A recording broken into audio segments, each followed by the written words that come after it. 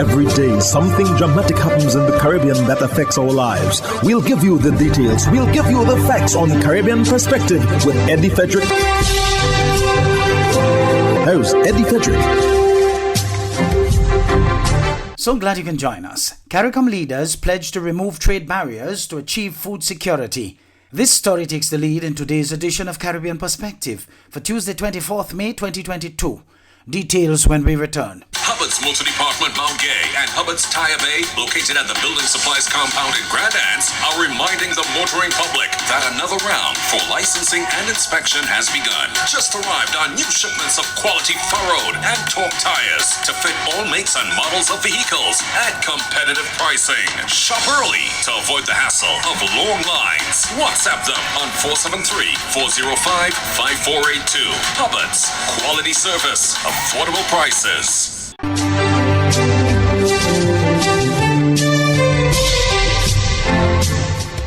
Welcome back. The continuing increase of food prices on account of the shaky world economic situation has prompted CARICOM leaders to meet in summit to discuss removing trade barriers to accommodate movement of food within the 15-member grouping. This is believed will help reduce the region's food import bill. It was the chairman of CARICOM, Mr. John Bresenio, who is also the Prime Minister of Belize, who really emphasized that these trade barriers among CARICOM member states need to be removed. As a CARICOM region, we must do better to remove those technical barriers to trade that most of us impose on each other. Let us instead use our efforts and energies to adopt policies to support the growth of the agro-productive sector, improve market facilitation, and develop intra-regional transportation. Now, these trade barriers include non-tariff barriers such as quotas and embargoes that constrain the export and trade of agri-produce within CARICOM member states. And Mr. Bresenio was not the only CARICOM head of government who acknowledged these concerns and spoke about addressing the challenges of trade barriers.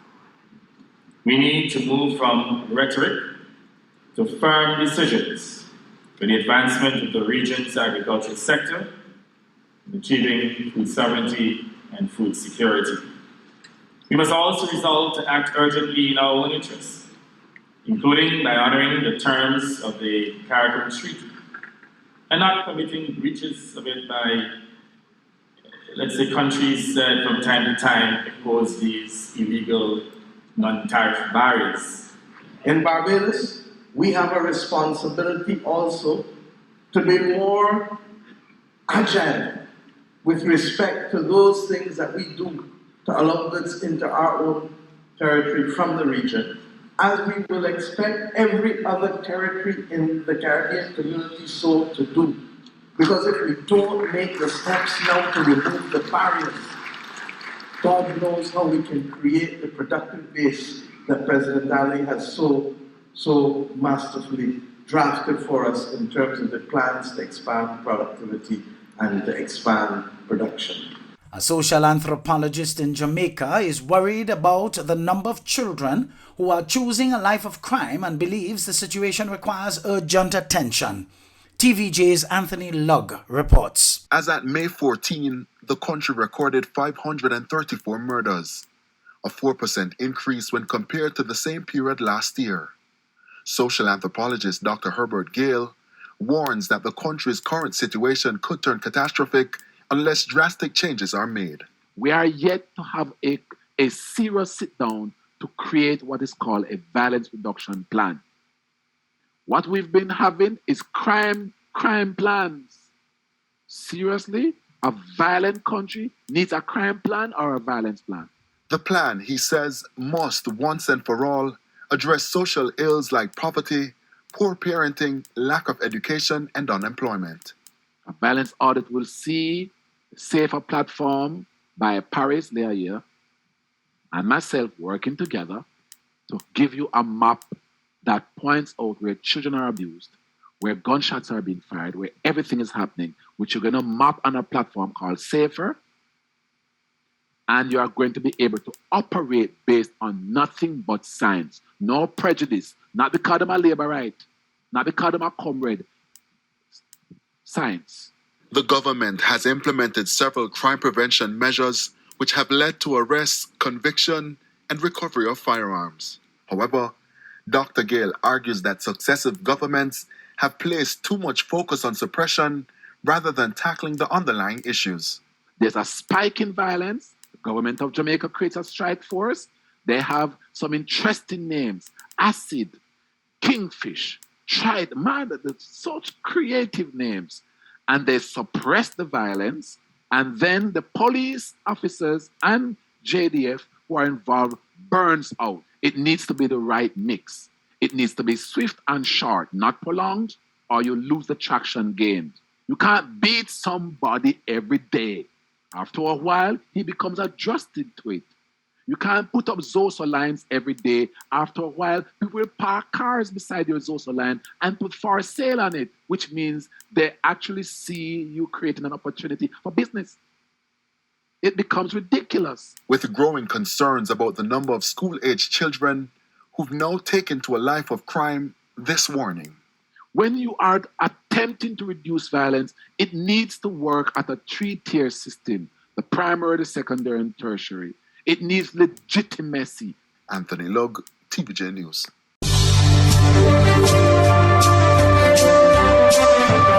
You're listening to Caribbean Perspective with Eddie Frederick.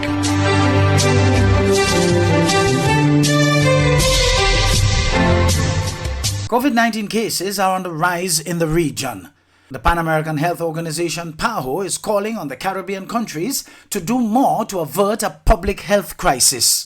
During previous waves of the coronavirus, hospitals have been stretched to the limit. Now a fifth is upon us, but the government insists that the country is better able to handle the crisis. But at Wednesday's weekly media briefing, Director of the Pan American Health Organization, Dr. Carissa Etienne, says countries must ensure that intensive care units, ICU, and hospital capacity are maintained so that services can be quickly scaled up to meet the potential demand of new infections. Across the Caribbean, COVID-19 cases have been increasing for 5 consecutive weeks, with a rise of 9.3% in cases and a jump in deaths of 49% as compared with the previous week. 14 countries and territories in the Caribbean reported increases in hospitalizations. Additionally, Dr. Etienne is urging governments to reconsider re-implementing COVID-19 measures. Masking and social distancing have served us well since the start of the pandemic and are still valid measures to lower virus transmission.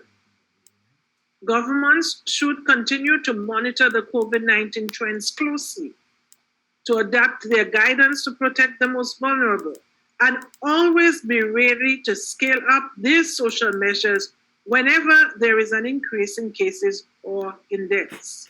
In the meantime, public health specialist Dr. Leslie Mead says with a low take-up in the vaccines, the government should curtail entertainment events in order to curb the rise in cases and hospitalization. Our colleagues in Trinidad and Barbados are in the 50%. Those major trading partners like England is at 80%, USA at 67%. We have to get those up because long COVID is a real problem. Shimela Pullen, TVJ News. The Bahamas' Opposition Free National Movement's leadership team wrapped up its leadership conclave over the weekend in Nassau. Party leaders and Macro City MP Michael Pintard says the party is seeking to rebuild and refocus itself as it rebounds from their loss at the polls in September 2021. The Free National Movement wrapping up a major conclave in the capital over the weekend. F&M leader Michael Pintard says the event was significant to move the organization forward. The conclave was designed to do a number of things. One, conduct a bit of the post-mortem on the election and to share the results of other inquiries we have made in terms of what attributed to the September 16 outcome of the election.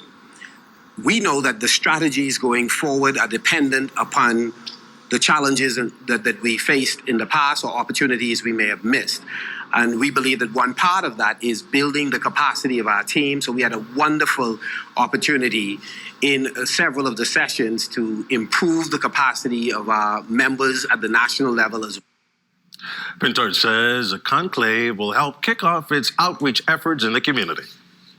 Looking forward to having greater discussions with each of the constituencies, because we will leave from here and tour the entire Bahamas to meet with all of the associations and members of the community through the F&M Homecoming to welcome so many of our supporters back home who have been reaching out to us and expressing an interest in working on the team. The chairman of the 1997 task force which produced the Sabga report, Robert Sabga, as well as the opposition leader, both owe this country an apology. That's the view of Prime Minister Dr. Keith Rowley, who is accusing them both for turning the abuse of children into a political football. Meantime, the Prime Minister maintains that he still has no proof that the report was ever laid in Parliament. I have jogged my memory. I have asked a few questions, and I am not in a position to say that that report laid in Parliament. I have information to the contrary. The 1997 Sabga report saga continues, with the Prime Minister's rebuttal to the opposition's claims that the report was laid in the Parliament and that he has knowledge of the contents of the report. There's no backlash coming my way. If I sit in Parliament and I hear somebody who had the report making reference to it, am I to say that I have seen it, or have heard it, or it was laid there? You would have heard a minister of government from the last UNC government saying that he had a report. You would have seen a chairman saying he submitted it to the government of the day. I can't say that. I can speak for myself. The Prime Minister feels strongly that both Robert Sabga and the opposition leader owe the nation an apology. As though his involvement in that report involved knowledge and expectation from a murder of a child that took place a year later, and worse, ascribing that to officials of a political party while exonerating another political party. And then you have an opposition leader going on a political platform with video of this obscenity and publishing that as the state of play in Trinidad and Tobago, and has the gall to want to implicate the country's Prime Minister in some wrongdoing in this nonsense? What is wrong with you all? Dr. Rowley says it is a shame that the abuse of innocent children is being used for political mileage, as he called on the individuals to change the narrative for the sake of the country. Criminal ring against children, and you know telling me that? A good case could be made for public floggings, but I wouldn't make it now. Vanessa Cutting, TV6 News. Hubbard's Multi-Department Mount Gay and Hubbard's Tire Bay, located at the Building Supplies compound in Grand Anse, are reminding the motoring public that another round for licensing and inspection has begun. Just arrived on new shipments of quality furrowed and torque tires to fit all makes and models of vehicles at competitive pricing. Shop early to avoid the hassle of long lines. WhatsApp them on 473-405-5482. Hubbard's, quality service, affordable prices.